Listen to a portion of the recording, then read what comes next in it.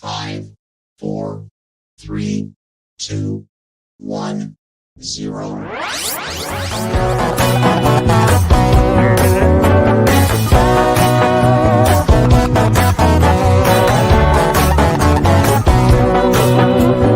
High and low, it's how I roll.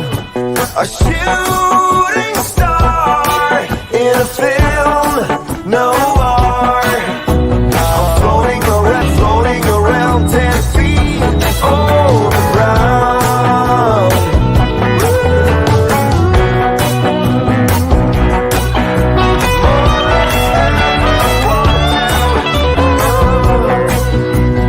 I am no average Joe.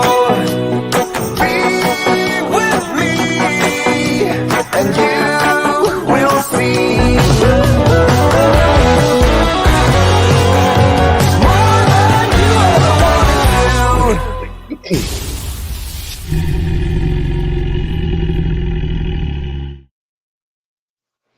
Hey there, Dr. John Baranchuk here, bringing you Grasping Sasquatch, Stories and Science, where I tell a story, Bigfoot-related story, try and connect it up with the science that we're going to be talking about, and we kind of explore things from there. General guidelines, as always, if you've got a question, put it in all caps. If you want to discuss things amongst yourself, do that in lowercase. I do to try and respond to all questions as they come up. Mostly successful doing that.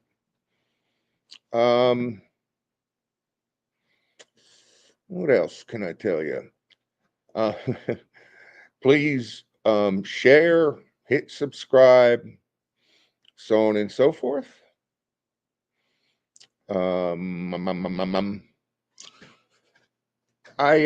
This whole series, Grasping Sasquatch, has been based on a book that's soon to be released by Hanger Publications. And so this week, well, last week, after my last show, when I looked to think about what I'm going to do in the next show, it turns out that I'm in the last chapter of my book. And the goal was to kind of cover the chapter in the book. So that means we're kind of wrapping things up with Grasping Sasquatch.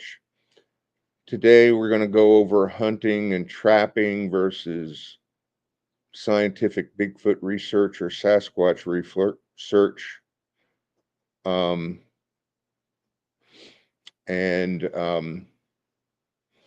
I'll certainly be around promoting that book, but we're going to do this show, and then I'm going to have a signing off show next week.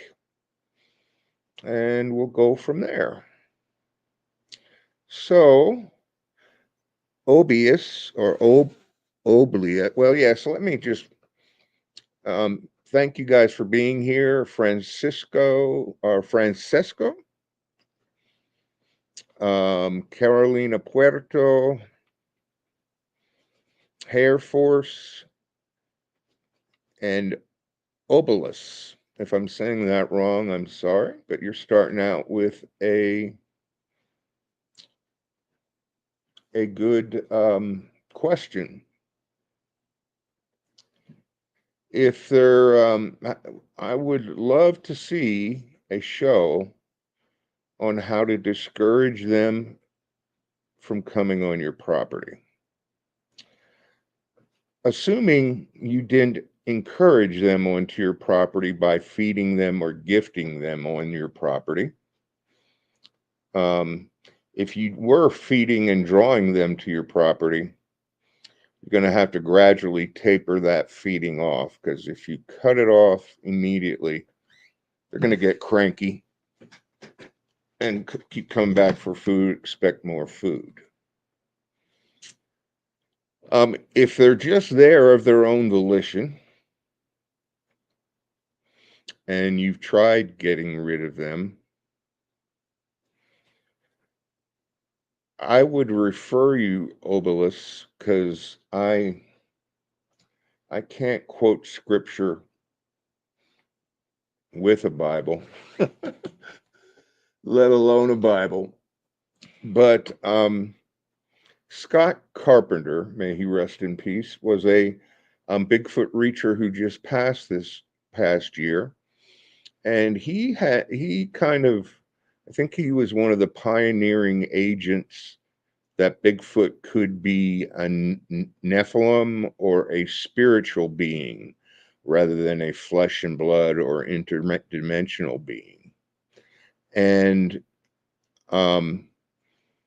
what his recommendation, and frankly, I'd take his recommendation before I'd accept anything I tell you about this because I've never experienced this.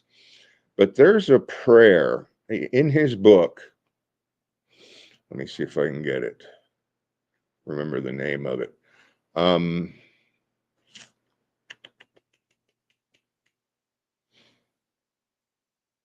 Nephilim Among Us Revisited is the name of his book. He's got, I think, Nephilim Revisited, and a couple other books. But there's he cites a very specific prayer and a very specific prayer routine in that book. And it's nothing too complicated or time consuming. And he claims to have 100% success with it when Bigfoots were harassing people and they did this prayer ritual as prescribed by him. The Bigfoots went away. So I'm sorry I can't help you more than that. But I would encourage you to maybe, I don't know if it would be in a library, go to a library, get that book, or purchase that book. It's a pretty good read if you're interested in Bigfoots. And in that book, he has the book and verse where this prayer is in, and takes you through it, how often you got to say it, how long you got to say it. And he's had lots of good success with that prayer. I personally, and Scott and I met, but I don't know him personally. I also have some personal friends who were being disturbed by a Bigfoot. And what they did is they got everything Bigfoot related out of their house. They believed that Bigfoot was a demon and drawing them away from God. So they took everything related to Bigfoot out of their house and stacked it on a big pile outside their house. And I'm talking everything, pictures, any books related to Bigfoot, any stones or souvenirs or gifts that they might have gotten from Bigfoot. They got all that and basically burned it, got it out of their house and burned it.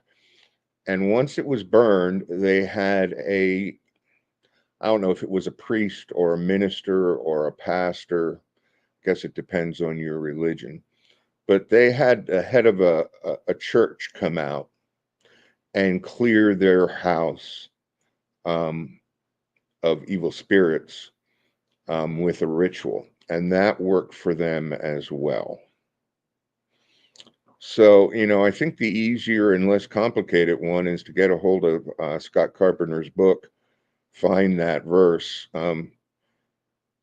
I shared that verse with somebody else asking the question before I ever had my podcast, and they had success getting rid of the Bigfoot with John or Scott Carpenter's suggestion.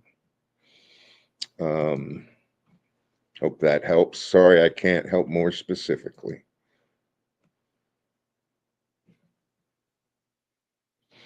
Let's see. So that brings us, I guess, to the story. And I'm gonna, since this is the last story I'm gonna tell on the air, I'm gonna end with one of my stories that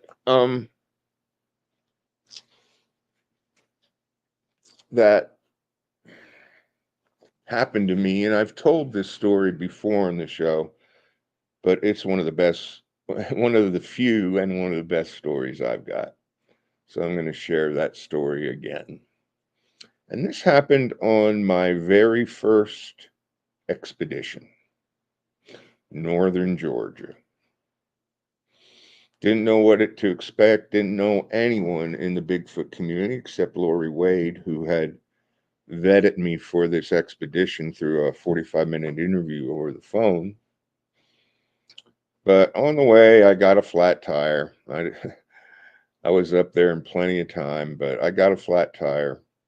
Turns out they didn't give me my tire lock key when I had purchased my truck. So I got all my lug nuts off except the one that was locked, and I could not get it off. So I sat there for about 4 hours in the road. Couldn't get any phone service for a wrecker until somebody came by. And that person that came by was Jeff Carpenter, who is one of the best Bigfoot researchers I've ever encountered and one of the kindest human beings I've ever encountered. And for the weekend, he basically kind of coaxed me along. We had to get a wrecker out to the truck. Took the gas station 14 hours to get that nut off without a key. At any rate, that started the adventure of my first expedition. Eventually got there right before they were having their evening introductions and discussion. Did that. It was a pretty stressful day, and that was a Thursday night, and so I did not go out that night. I just been sitting out the sun, sweating. So I stayed in that night. And the next night I went out. I went out with two very experienced researchers. Well, not even research. This was a BFRO expedition, and so they all held the title of investigators. If you're not familiar with BFRO, you can be either a newbie, which is when you go on your first expedition. You can be a researcher, or climb to the highest rung and be an investigator. And the investigators typically get to they typically pre-scout the area that you're going to be doing the expedition in. They're the leaders when we break down into small groups, and basically assist the expedition leader, just kind of moving everything related to the expedition forward. They're all Lori's, in this case, they were all Lori's assistants, as it were. So I went out with two of those, which I was two people that were investigators. Went out with them, and I was really pumped because it was my first time out, going with some really experienced people. The main character, who I will keep anonymous, I'll keep everyone but myself anonymous. The main character, though, he had been squatching for about, I think, 12 or 13 years at the point that this happened. So we went out, we hiked out. To call it a hike is a joke. It was probably about a 50-yard walk from the main road. We walked out on a point overlooking the valley. And we didn't get right up to the precipice of this point or cliff.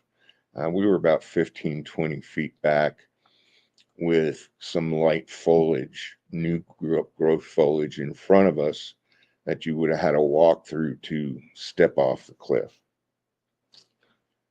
And I was designated as the recorder, the person who wrote down any signs or any provocations that we did to keep track of them. I was the mini group's recorder. We sat facing out over the valley, and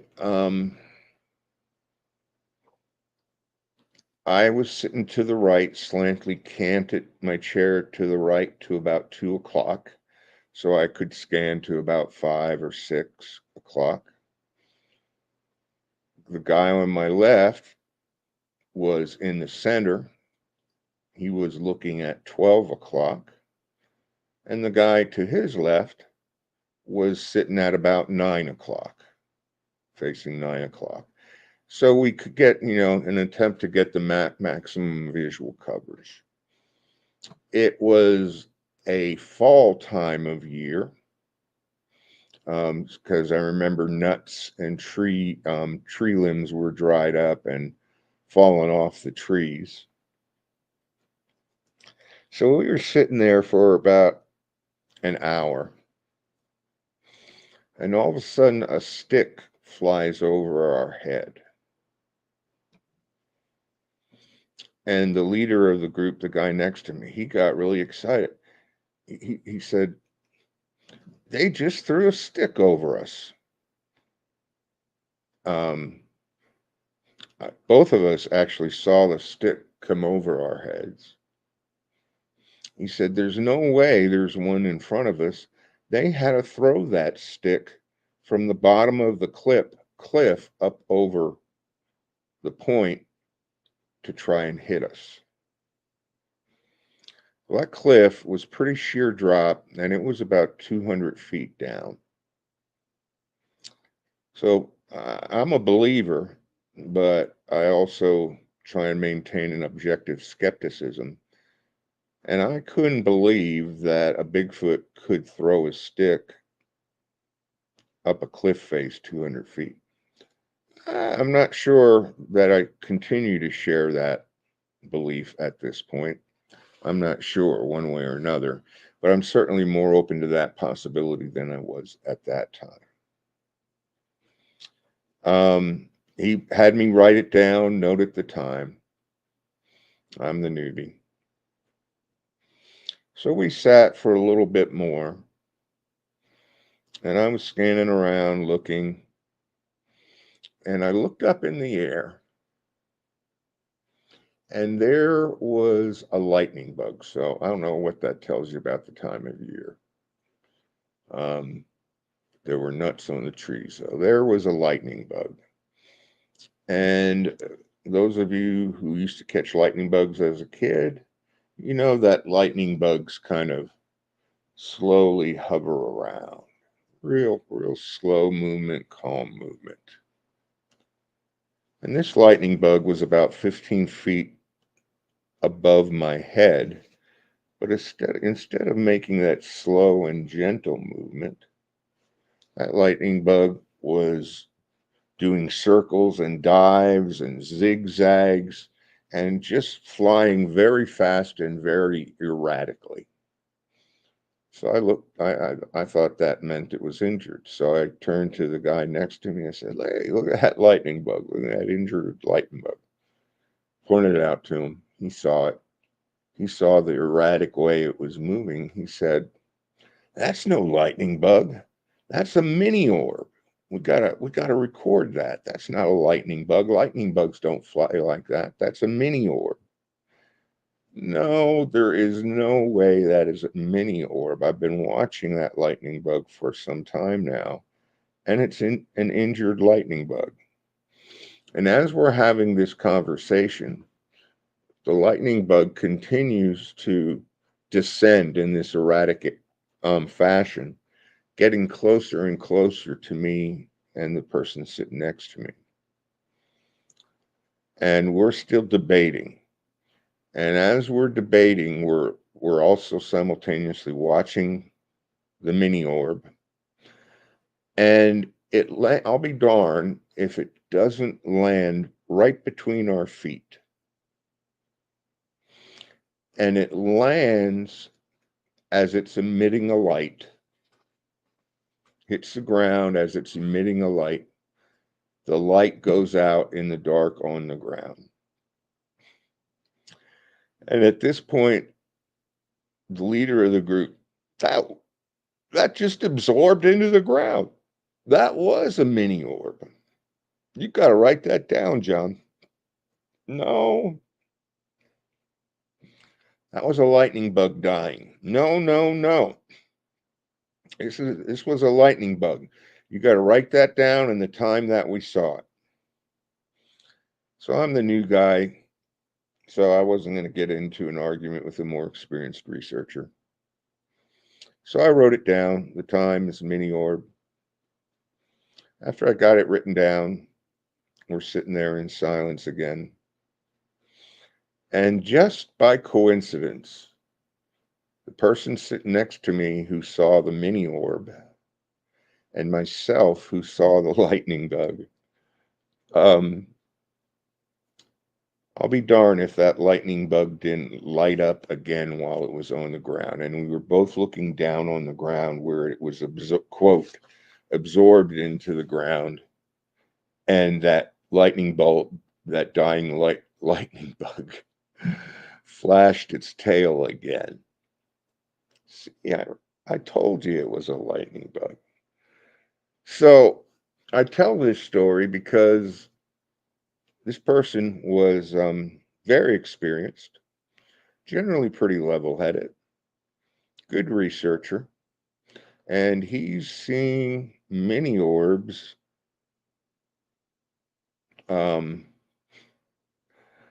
being absorbed into the ground that are lightning bugs. Call it pareidolia, call it confirmation bias. It turns out this person had a very harrowing Class A encounter a few months earlier. And ever since he had that Class A encounter, I was informed everything that happened, he was relating it to a Bigfoot. So even the best researcher, depending on your perception, which is informed by the context of your life, that context provides a filter through which we screen information. And that filter can create bias. That filter can make us see something that it's really not. And that's been part of my mission on this show, to try and highlight some of these things for you folks so you don't get in that trap of misidentifying things based on pareidolia or something else. Later that night, we heard initially just a single coyote bark, and a few started biting back and forth, or barking back and forth between themselves, and then a whole pack. I can't begin to imagine how many coyotes were in that pack, but the whole pack cut loose, and they were going at the top of their lungs. And probably just a few minutes into their group chorus, all three of us guys heard this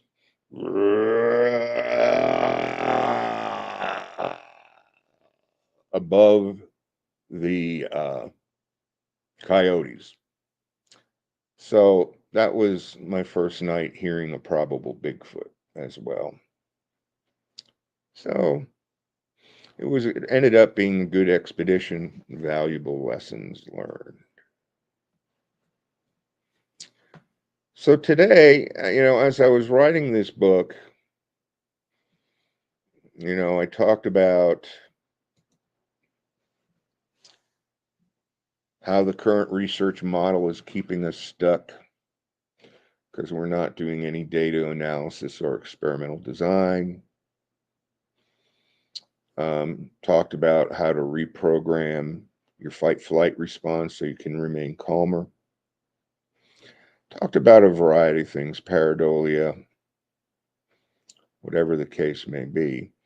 But it seemed to me that the method being used at the time that I entered the field was basically hunting and trapping, not scientific research. In fairness to that research, it was what would be called empirical research, but it was empirical observational research, kind of the naturalistic philosophy of setting up a blind and hunkering down and hiding out until you see the creature. That's all well and good to start with because we've got to learn the phenomena, we've got to learn their sign, we've got to know what to expect and where to find them. But unfortunately, that model has continued for over 60 years, and we're not moving forward from that model, which is why I took this awesome opportunity that Doug and Alex Hychek mentioned, offered me to do this show, because I wanted to introduce the notion and talk about specifics about how science could really turn this process around and help us trap Bigfoot, if you will, not literally, but scientifically. And as I'm going through all this, I'm thinking again, what these guys are doing, there's some science in it, but it's no better than hunting or trapping as far as I'm concerned. And so I wanted to address that issue in my book, and that the last chapter in the book is about, are hunting and trapping done, and is the process any different, and where do we go from here? So that's what we're going to cover today. Any other questions before we get started?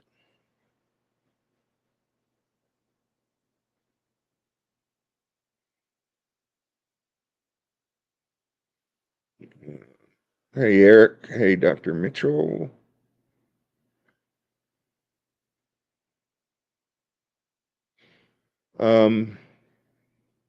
Onward and upward. If you do Bigfoot field research, and I haven't pissed you off yet through this book, maybe this will do it. In my opinion, going into the woods and systematically hunting for Bigfoot in the hopes of seeing them or gathering evidence of their existence does not constitute scientific field research or scientific Bigfoot research. It's fun. It's even fun, interesting, and informing when you experience some form of evidence. But make no mistake, science is not. Hunting, on the other hand, is defined as the activity of hunting wild animals or game, especially for food or sport. There are probably as many reasons to hunt as there are hunters, but of course, the core reasons include um,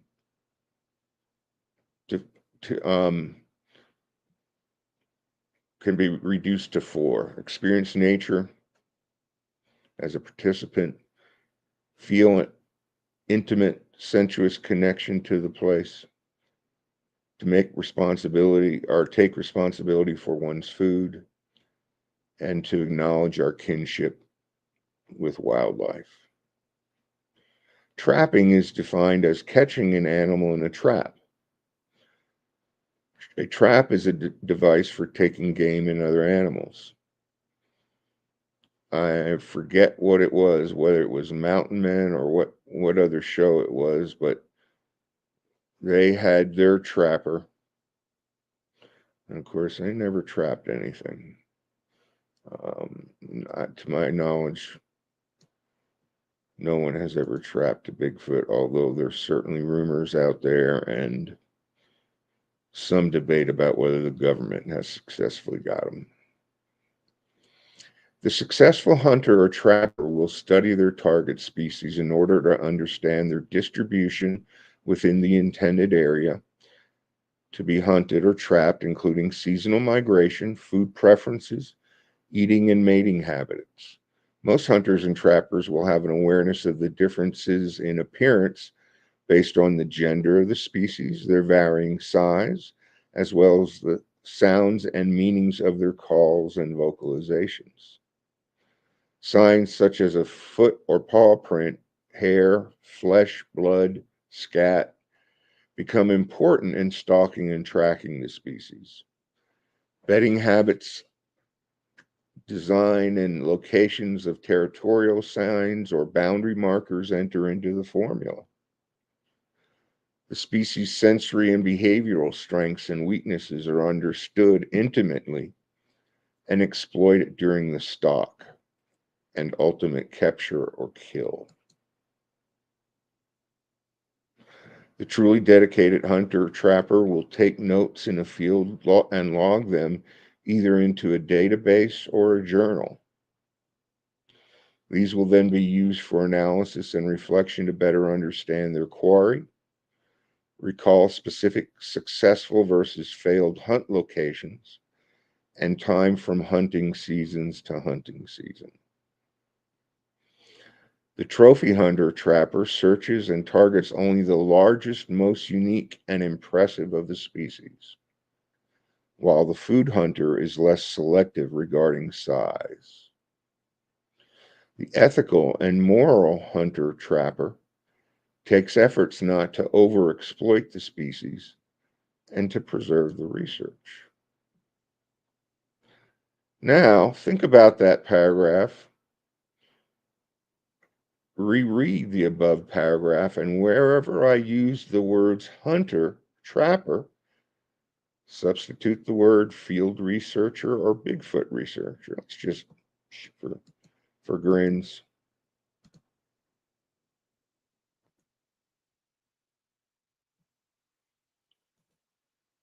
The successful Bigfoot researcher will study their target species and in order to understand their distribution within the intended area to be hunted or trapped, including seasonal migration, food preferences, eating, and mating habits. Most Bigfoot researchers will have an awareness of the difference in the appearance based on the gender of the species, their varying size, as well as the sounds and meanings of their calls or vocalizations. As such, or signs such as foot or paw prints, flesh, blood, scat become important in stalking and tracking the species. Bedding habits, designs, and locations and territorial signs or boundaries enter into the formula. Boy, doesn't this sound like Bigfoot? Species, sensory and behavioral strengths and weaknesses are understood intimately and exploited during the stalk and ultimate capture and kill. The truly dedicated, unfortunately, this is not true.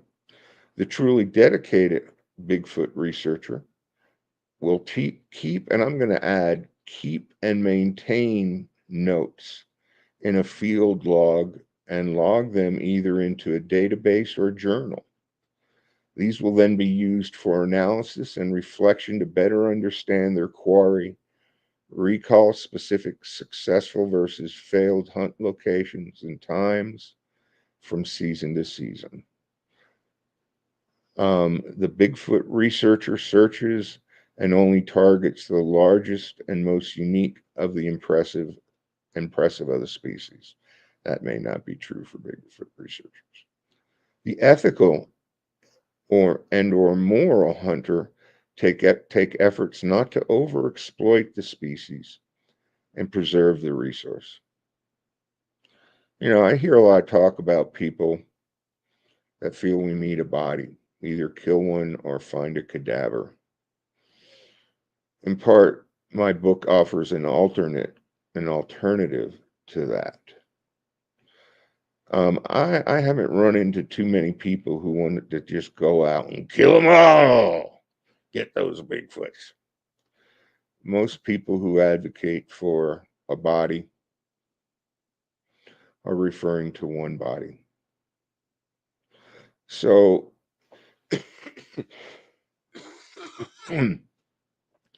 preserving the resource shouldn't be a problem. Overexploiting the species, I wonder, it might not hurt to reflect a little bit if that's not going on already. Or think about, maybe, if that's not going on already. I know one very famous Bigfoot habituation area that got researched out, basically. It got hit so heavily by researchers and provocations that the Bigfoots, I don't know if they went away or they just stopped responding. But the big organizations that mount these big expeditions, they had to let it lay for a couple, 3 years before they went back and could get any activity. So when that kind of thing happens, is that exploiting the species? When we harass the species to the point that they stop responding to us versus leave an area, is that harassment of the species? Is that protecting the species? So that was hunting. Now we're going on to field research.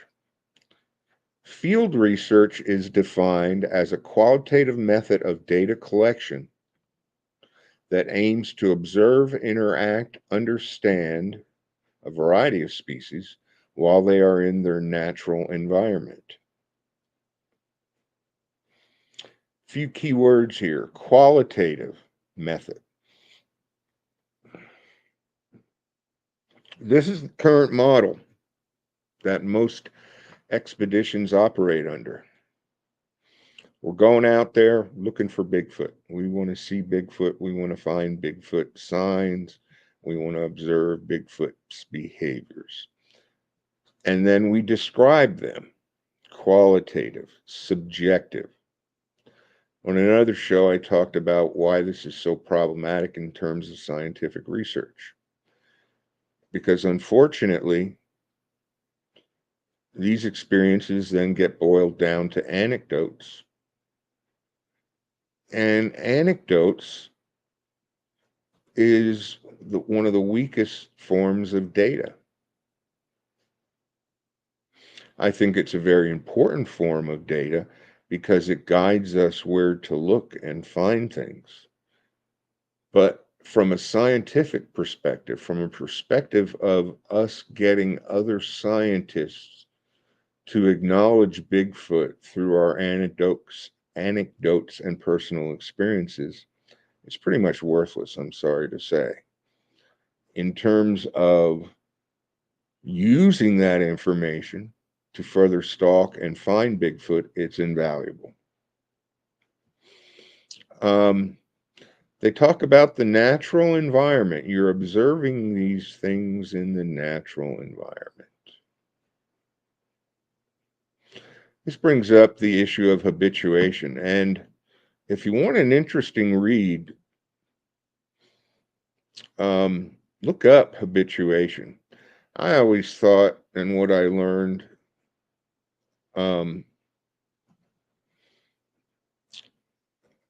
David, I just caught your question. I'll put it up there in a minute. I've read, and there's still some debate if habituation truly happens and how it happens. Habituation being the layman's way to explain it is the animals get used to you and they start going back to their own natural behavior. So I don't know. I have a lot of respect for Ron Moorhead and the Sierra Sounds. And in my book, I've got a picture of the cabin, if you will, the hunting shelter that they used when they were up there and recording the Sierra sounds. I think he told me they might have recorded out of the shelter one night. So it wasn't so much a studying blind as it was just a hunting shelter. But if you haven't seen a picture of this thing was logs resting up against some trees in a circular fashion. Kind of looked like they were just leaning on the trees. I'm sure they had to do something to secure them. But it was a very primitive shelter. And it had been built originally by other hunters. But when they came across it, it had been dilapidated and it had been a lot of years since it had been used, and they had to rebuild it. So, as I think about that, where along the line did those Bigfoots making those sounds, the Sierra sounds, where or when did they become habituated to the presence of those men reworking that camp shelter? Even after the camp shelter was done and they were up there for some time, did the Bigfoots truly get used to them or become habituated by them? Oh, well, they must have, because they were talking with them. How do we know that kind of talking isn't going on when humans aren't around? How do we know if that kind of talking only happens when humans are around? We don't know just how habituated any beast can become to us and our presence, and what that reflects about their natural behavior.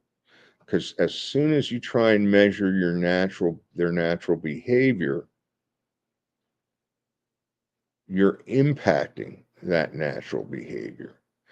In earlier shows, we talked about the Heisenberg principle. You can't measure a molecule or an atom accurately. You can only measure one aspect of a wave, the sound, the wavy side, the side, or the front. As soon as you try and measure one, you affect the other. Let me jump on David's question here. Would be willing to comment on the different similarity between anecdotes and qualitative data? Yeah, to me, an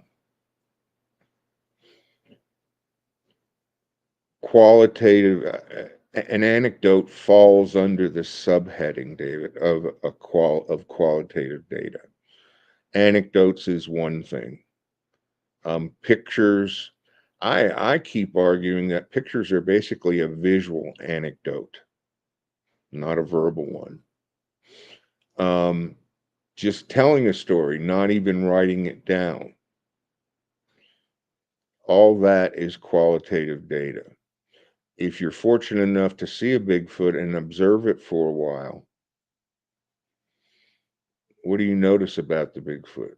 Any unusual movements? Any unusual behaviors?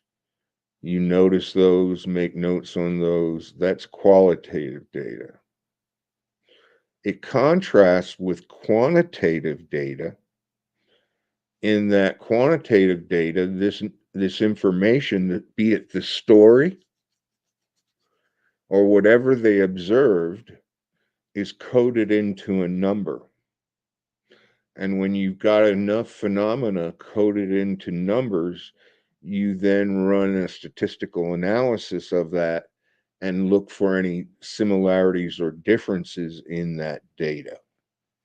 So you're doing numbers in qualitative data, or I'm sorry, numbers in quantitative data, but you're generally not using numbers and data analysis through a numeric computer for qualitative data. It's The qualitative data is observational, verbal stories, anecdotes, surveys. If we were to conduct a survey of how many people believe in Bigfoot, that would be another example of qualitative data. But it stands on its own. It's not numerically analyzed. It's logically and inferentially analyzed. I hope that answers your question. The other problem with natural environment observations, besides the issue of whether they truly habituate or not, is natural environment doesn't give you any controls. You're at the mercy of the environment. Those controls are built into scientific research through experimental design and statistical analysis. You don't have that in qualitative or observational data. And then the final thing, and this is kind of true for either side of the coin, be it qualitative or quantitative research, sample size compromises our ability to prove causality, especially with qualitative research. When we've covered statistics and causality, correlation versus coincidence, we've spoke on this. To prove causality through observation, you've got to have 100% response rate to the provocation. So for example, for us to say a researcher making a tree knock causes Bigfoot to respond with a tree knock. And think about it. Many of you in the audience may have said that. I've said that. I've thought that. For that to be a causal relationship, every time a researcher makes a tree knock, a Bigfoot should respond with a tree knock.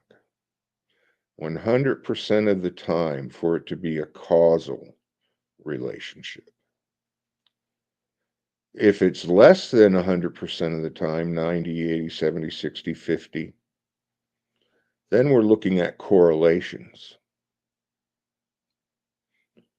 If it's less frequent than that, then we're probably just looking at coincidence. But field research limits our ability to prove causality. And this is one of the ironies to me of where we're at in the research community right now. Haven't been able to prove it in 60 years, and what are we doing? We're continuing to do the same thing we did for the past 60 years. I don't know what Doug Hychek's movie on Legend Meets Science 2 is going to include. Maybe some new science will come out of that. But we pretty much continued to do field research. We pretty much continued to make all our observations, write them in notebooks, and then the notebooks get thrown to the side.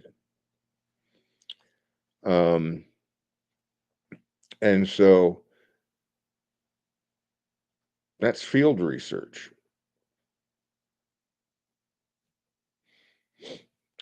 Any questions?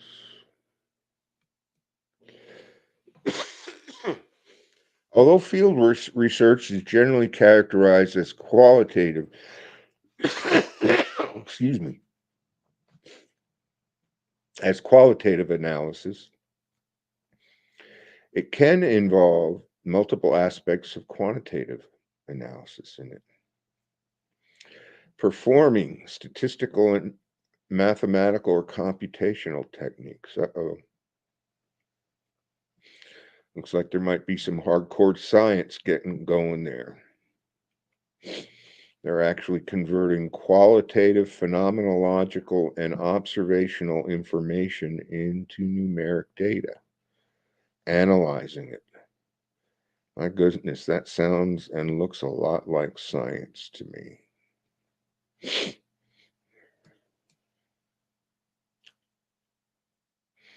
So, hopefully you can see, or you're picking up on, the similarities and differences between hunting and trapping, the current field research model, and a scientific model whereby we're using experimental design, running experiments in the field, utilizing Bigfoot phenomena as either our independent or dependent variable. And that's Bigfoot science. Hunting and trapping, by the definitions that I ran into when I wrote my book, especially if you're a hunting guide or a fishing guide, they may actually be a little bit more rigorous than some of the Bigfoot field research currently going on, because they've got to go home and enter that data into their computer for that trip so that it can be included in their database and analyzed, and they can learn from the success versus failure of catching fish on that trip. So I would respectfully suggest that there's more to being a field researcher, scientist, and specifically a Bigfoot scientist than applying elements of the scientific method to the hunting and trapping process. Most important of these differences is the conscious intent or goal engendered in the process. Hunting and trapping goals are for the purposes of sport and food. True scientifically based driven field research's primary purpose or goal is the understanding of a particular species, including their anatomy, physiology, and function of same, social and feeding habitats, and their habitat or environment and the interaction of these. A Bigfoot scientist should have the same goal or intent, but they may conduct their research and analysis in the field or in a laboratory. And this Bigfoot scientist is going to use experimental design and statistical procedures, where the experimental design for hunting is, do you get results? And the overall measure of field research is, did you see the animal? Did you get any evidence of the animal?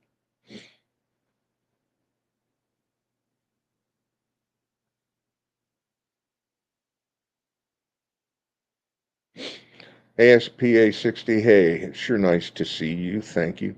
If you don't mind, I'm gonna post your comment up here because I think it's an important one. Science also has the responsibility to pay attention to the overwhelming anecdotal evidence. What if there is no empirical evidence to be measured? Are they manifesting through dark energy? I agree. You know, keyword responsibility to pay attention to the overwhelming anecdotal evidence. And I agree with you 100%. On the other hand, that doesn't change that for the harder sciences in the scientific community, that doesn't that the anecdotal evidence is so overwhelming, that doesn't mean to the science community that that's proof. The way of flow of science happens is the qualitative and observational studies happen first.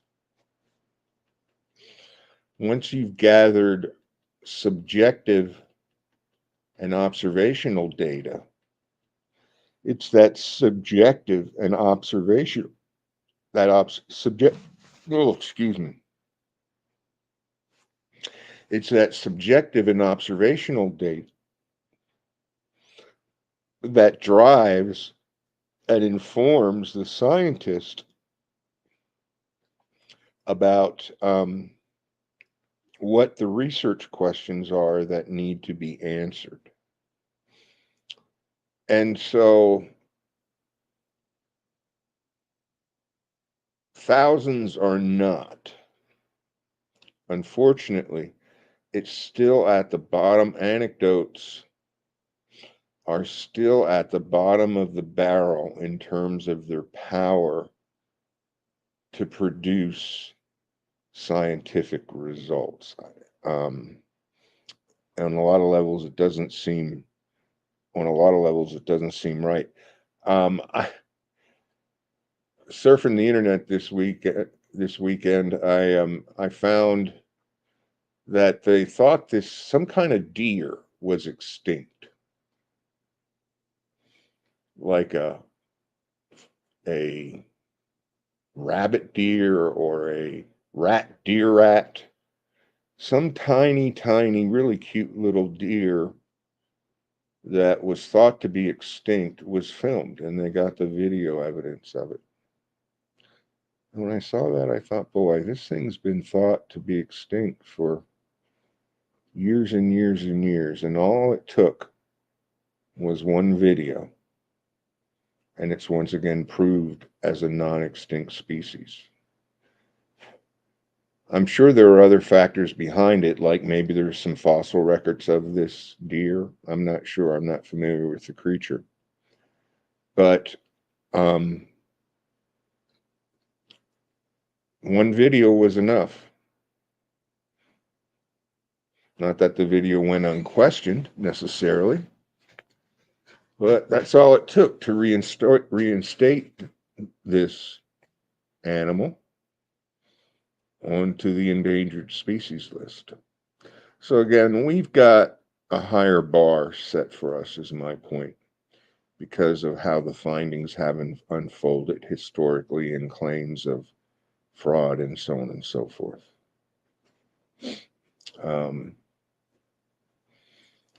And so, in my mind, the anecdotes, the qualitative research is invaluable because it guides the quantitative research. But that doesn't mean that the qualitative research standing on its own is going to be considered sufficient as proof by science. Hope that answers your question. I hope you're not offended by that answer. I think you know me well enough not to be.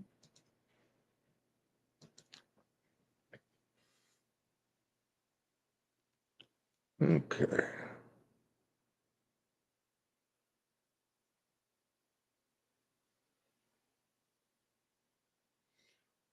Doesn't need more curiosity and less fear about investigating the unknown. Well, you're making my show today.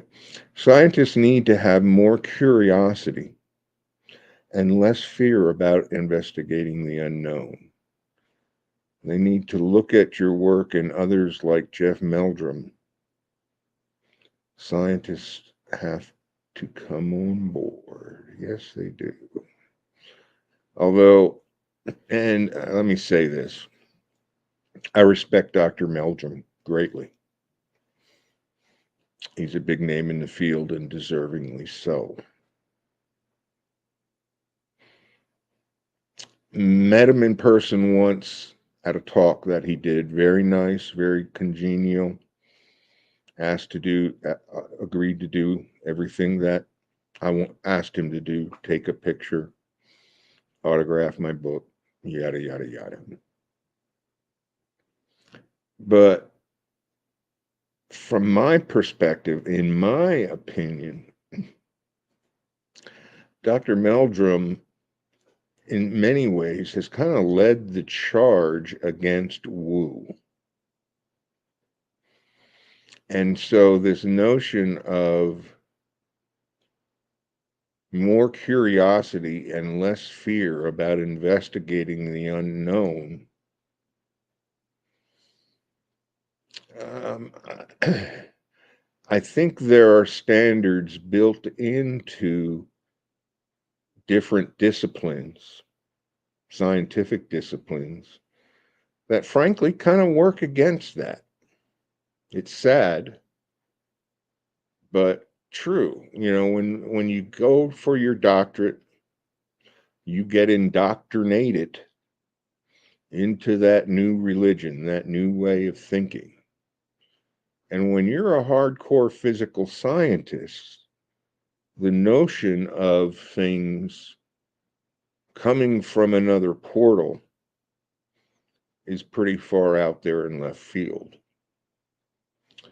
So he may or may not be a good person to have on such a panel, because my impression, he's pretty strongly opposed to the unknown and unsubstantiated.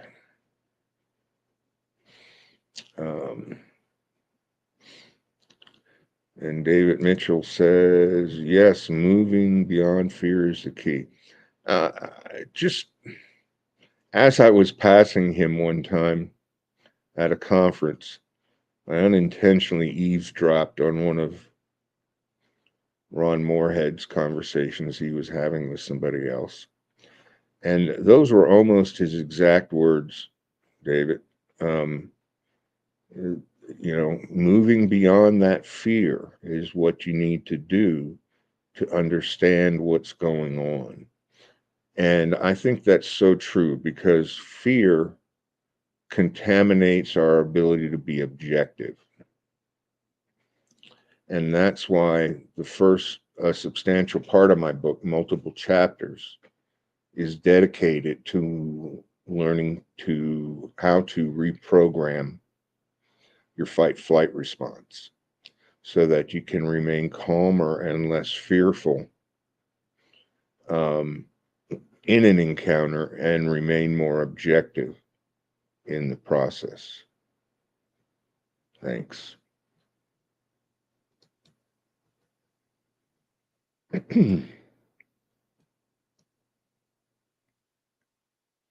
This brings me to my closing point.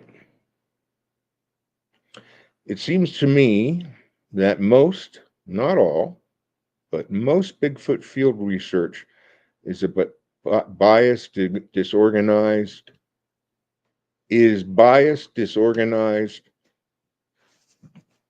or in some kind of unsystemized, unanalyzed mess.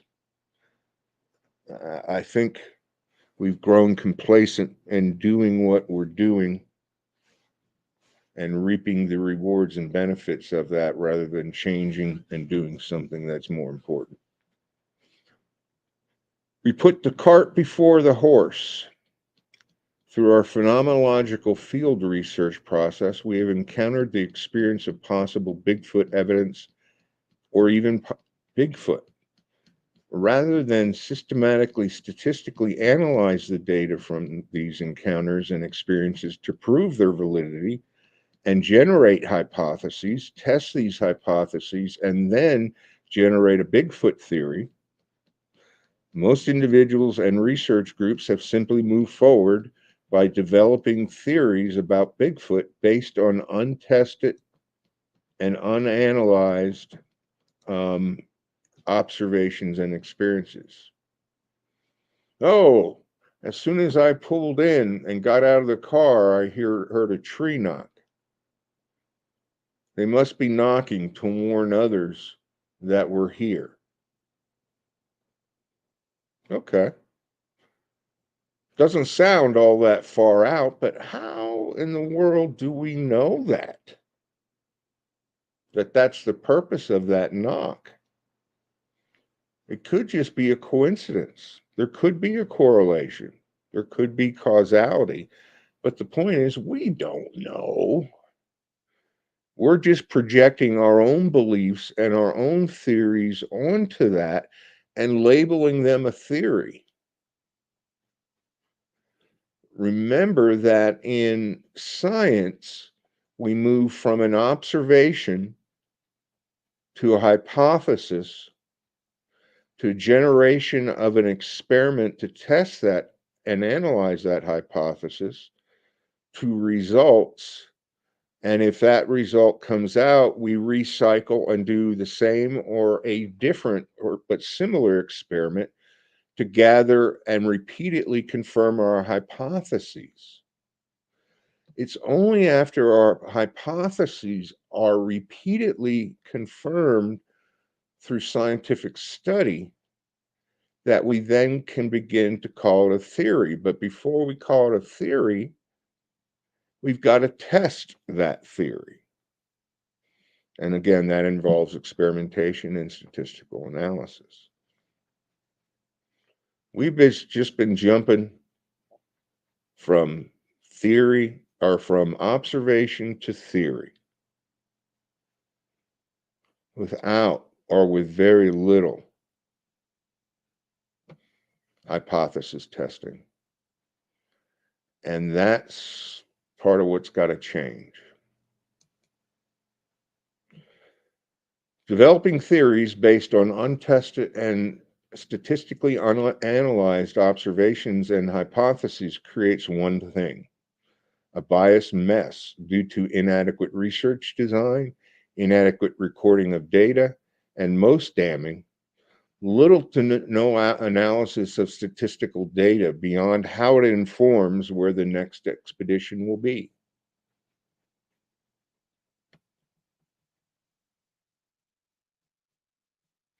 This reflects the split personality of many Bigfoot researchers and much of Bigfoot science.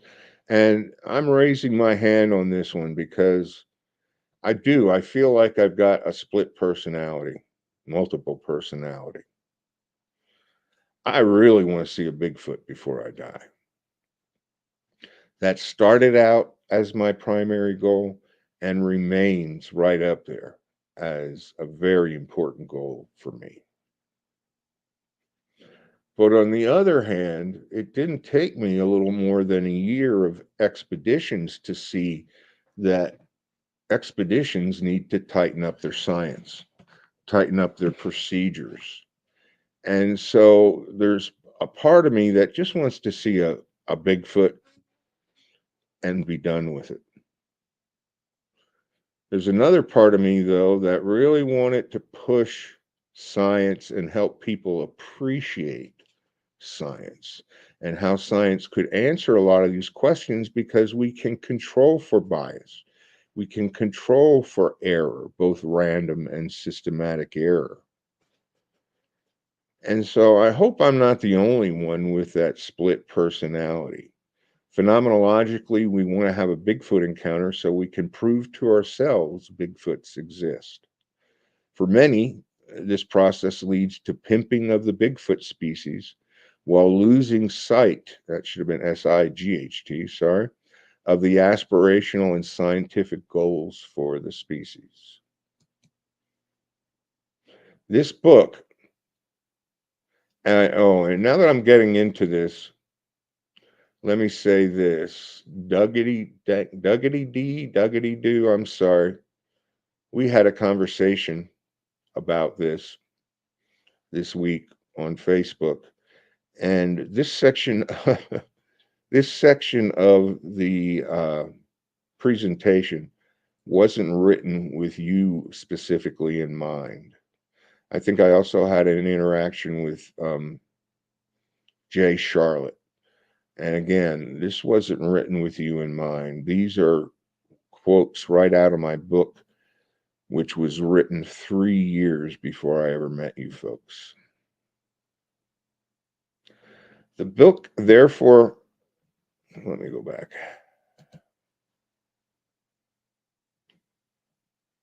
For many, this process leads to pimping the Bigfoot species and whoring ourselves for profits while losing sight of the aspirational and scientific goals of the species.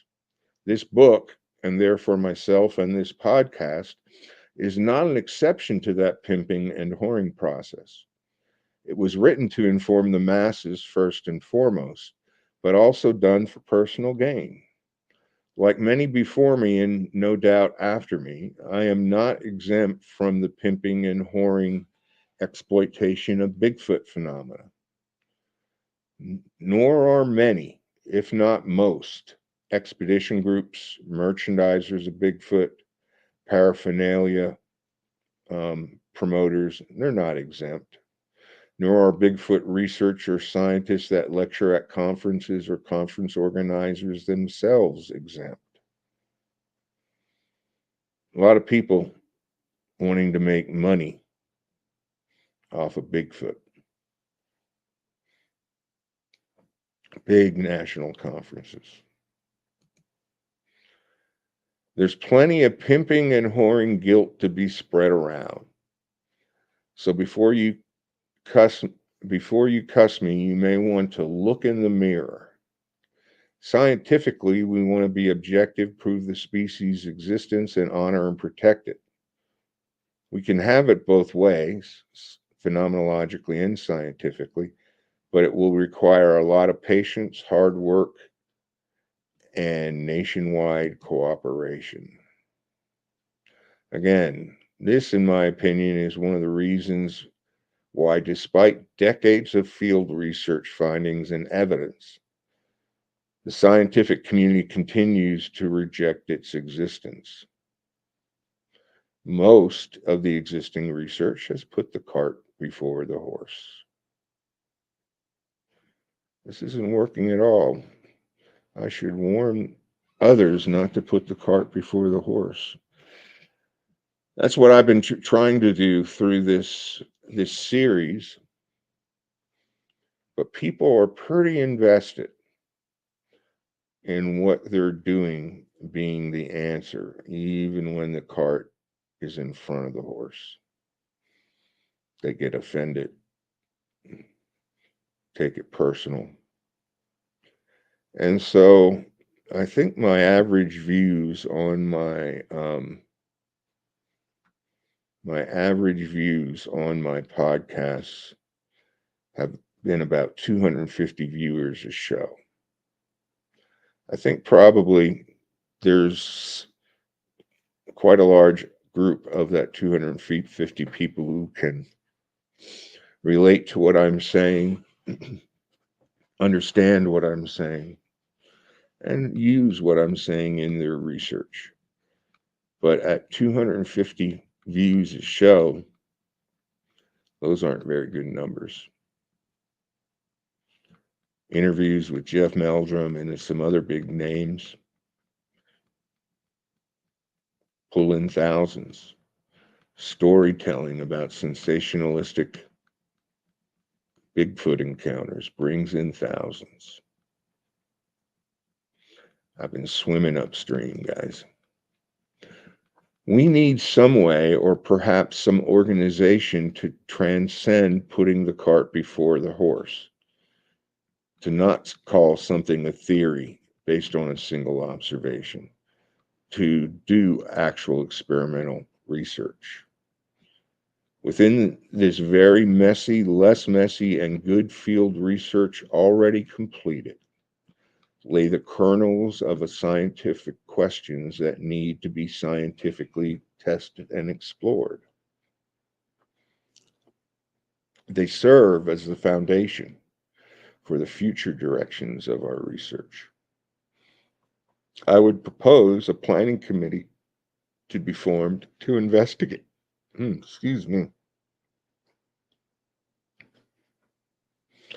To investigate the possibility of those who still aspire to benefiting the species joining forces to create an overreaching research society to standardize, prioritize, and direct Bigfoot research efforts.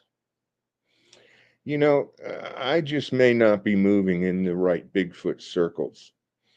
I know there are about once a year or once every few years, there are these Bigfoot conferences or big congresses, if you will, where only the biggest names in Bigfoot, people we would consider celebrities, are invited. I don't know what happens in those. I know I've never been invited and never had aspirations of being invited. But I don't know if they're trying to do any steering in these congresses. I know people are pressing their own agendas in them. So I don't know if they could do that or not. But I think we need some kind of scientific steering committee.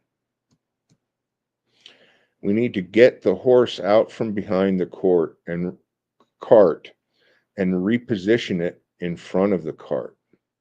As such, the major challenge facing all Bigfoot research is validity and reliability of identifying the creature itself. We still need a valid, reliable, and quantifiable method to unequivocally identify Bigfoot activity in the field. We need to be able to do this without harvesting a species or requiring expert opinions or subjective biases engendered by current field research opportunities. I'm not trying to bash, God bless you, Dr. Meldrum. I'm not trying to bash you in this talk, but even Dr. Meldrum has gotten some wrong. I think some of those he has been intentionally set up. But, humans, we all make mistakes. We all have big bands of error. All that error, when we render an opinion, when we opine, is open to and vulnerable to bias. This is where scientific experimental design and analysis can solve that problem. How? Audio, visual, and written recordings of all events should be undertaken. An a priori standardized numeric data encoding system will have to be developed for activities and responses, and then entered in a database for statistical evaluation comparison that addresses the question at hand.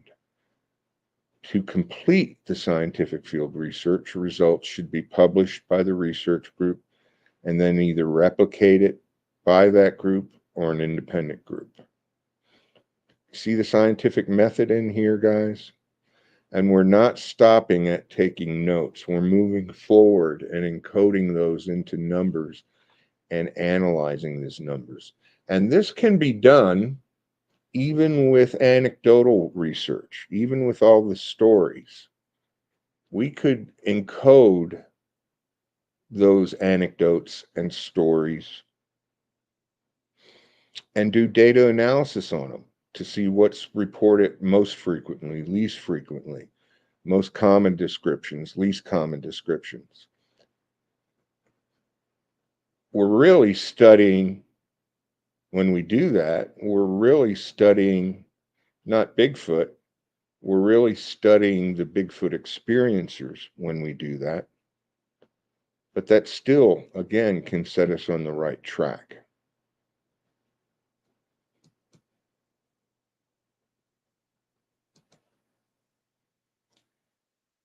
These work-alike, tedious, time-consumer, labor-intensive, and fun-robbing processes merely scratch the surface of what needs to be done to transform excellent phenomenologically based Bigfoot fieldwork expedition into a scientific Bigfoot fieldwork expedition. This does not seem to be happening on commercial and experiential driven expeditions at this time, in my opinion.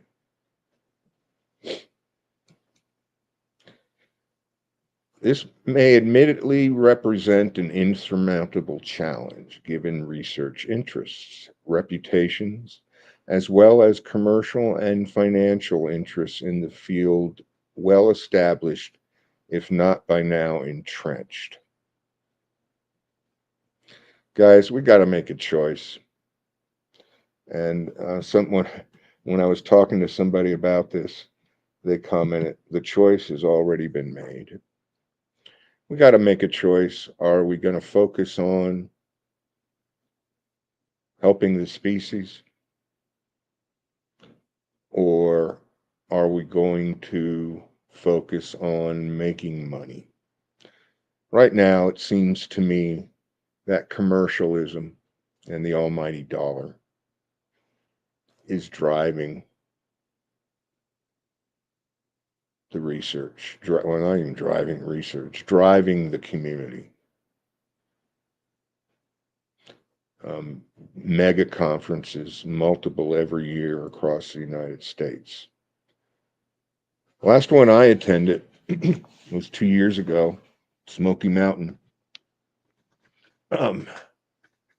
Bigfoot Festival, and that'll be the last one I go to. Even the presentations, after I went to that 5 years in a row, and when I first started going, the presentations were presenting information that people weren't aware of. It was educational. This last one, even the speakers, with the exception of 1.5 speakers,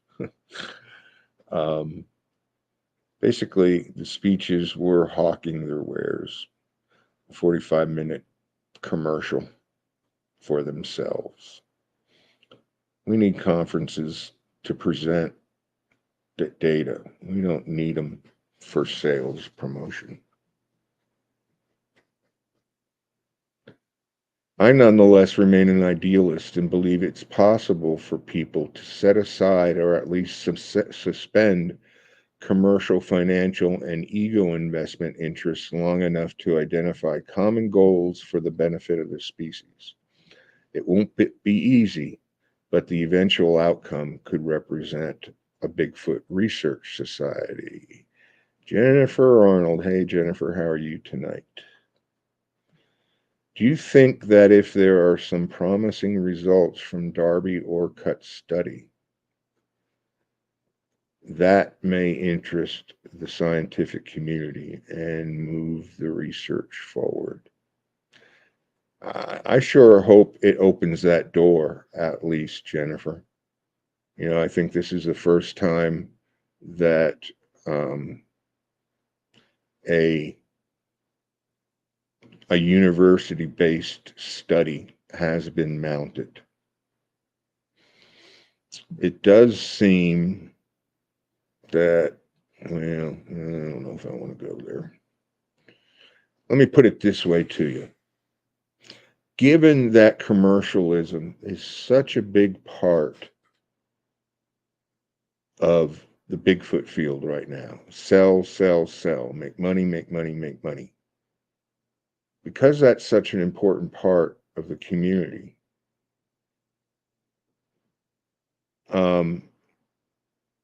when you get into the community at levels that these folks that are up there on the stage as experts, when you get to that level, it's easy to get caught up into the appearances and conferences and cruises and, you know, whatever the case may be. It becomes harder to keep your eye on the ball, and that can delay research. And so, you know, I think as long as he keeps his eye on the ball, I think it should help. I have some concerns that I would discuss with him. I'm not going to say them here, but he's making some of the same errors that Melja Ketchum made, and with the chain of custody of data. But hopefully that either will be remedied or not be a major factor in the results. So yes, I'm hoping that the scientific community picks up and goes with him if the results come out. A point of caution in that regard, however, Jennifer, is that Melba's study is the only study to ever capture a Bigfoot, well, not capture a Bigfoot genome, but Melba's study is the only study to ever find Bigfoot. There have been multiple DNA studies undertaken in Europe, in Russia, and other aspects of the world, England, that have not found Bigfoot hair, that have their match deer hair, bear hair, things of that nature. So it's not a foregone conclusion if you're an advocate of Dr. Ketchum's study. It's not, or not an advocate, but excited by her study. It's not a foregone conclusion that his results are going to come out Bigfoot. More of the DNA studies have, well, only one of the DNA studies so far that have been run have found unidentified DNA. All the others have found other terrestrial species, and there's more than one. So I hope it comes out. I hope he finds Bigfoot. But a lot of people have tried unsuccessfully.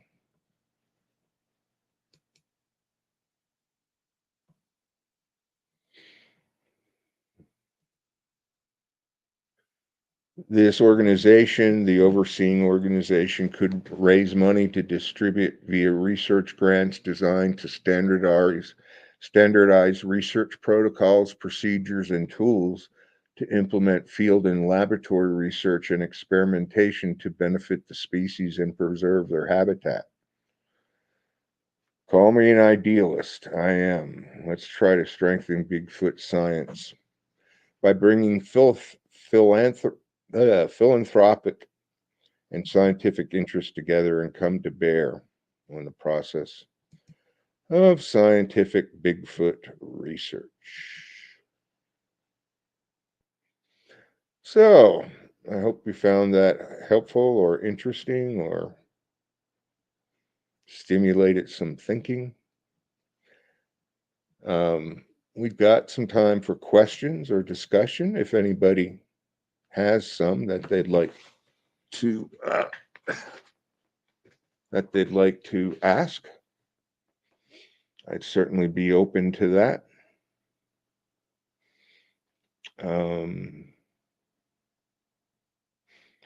Well, you guys are thinking about any questions. Next week's show is going to be a sign-off show, the conclusion of Grasping Sasquatch. Basically, I'm going to highlight or touch the high points of what will be a 36 show series. Just going to try and hit the highlights and the important points, the important takeaways from this series. Sometime in the near future, like I said, Grasping Sasquatch, the book will come out. I'm sure I'll be doing things to promote that.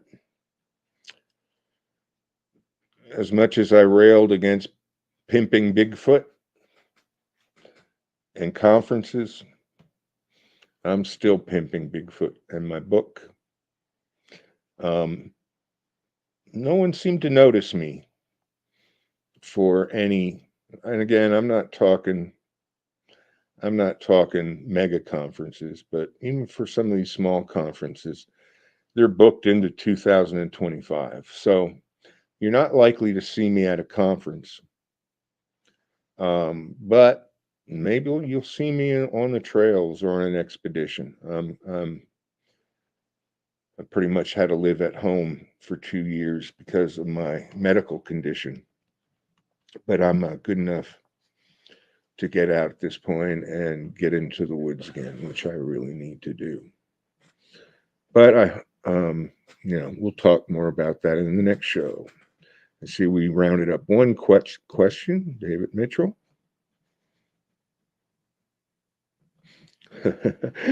If you were to assemble a panel or a committee of scientific researchers to focus on this phenomenon, who might you include? Wow.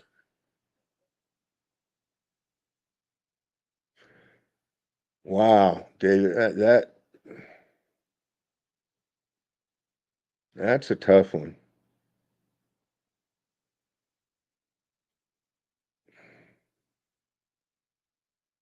I'm not sure of the answer to that, to be honest with you. Some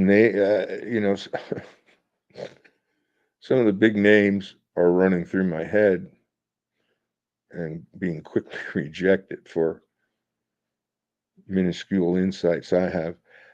One name that comes out strongly and unequivocally, if I cannot block on his name, is Matt Pruitt. Matt is an outstanding researcher, has been doing it for a lot of years, really knows his stuff, has a new book out. I have not read it, but it's getting rave reviews. So Matt Pruitt would be on that committee.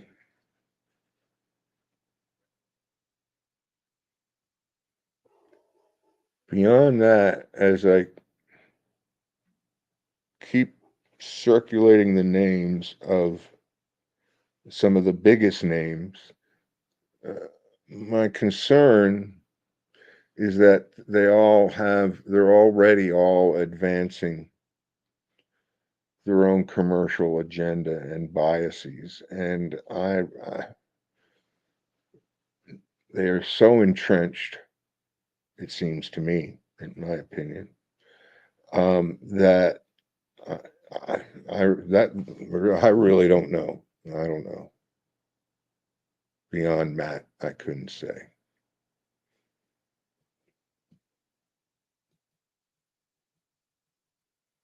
Other questions? Well, I guess we're going to wrap it up for today. I want to thank all you guys, especially my regulars, for your attendance and support. And I'll see you next week. In between them, please until then, keep your mind open, your boots on the ground, and your heart with your highest power. Stay safe. Bye.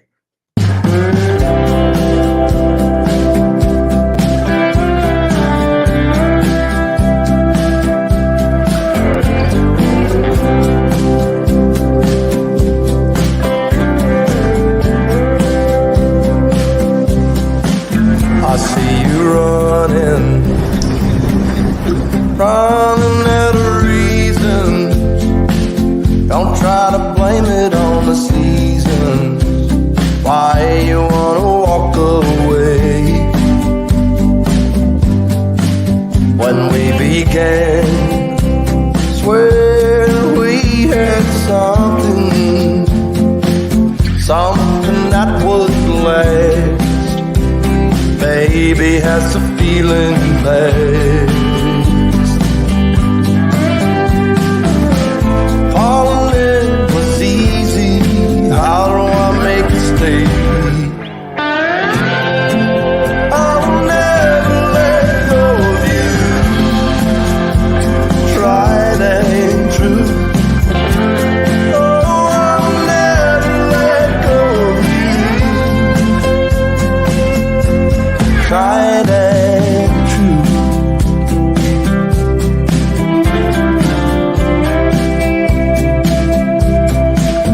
Was I a fool? I know sometimes I may wonder, but I would never leave asunder. a thing as good as what we have. Is it a rule? What's good is worth the fighting. There ain't no denying that you and I were made to last. Falling in is easy. How can we make it stay? I'll never let go of you. Tried and true. I'll never let go of you. Tried and true. I'll never let go of you. Tried and true. I will never let go of you. Tried and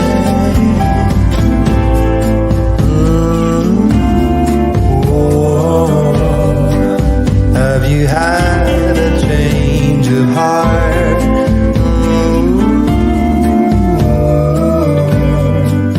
Can we go back to the start? I'll never let go of you. Tried and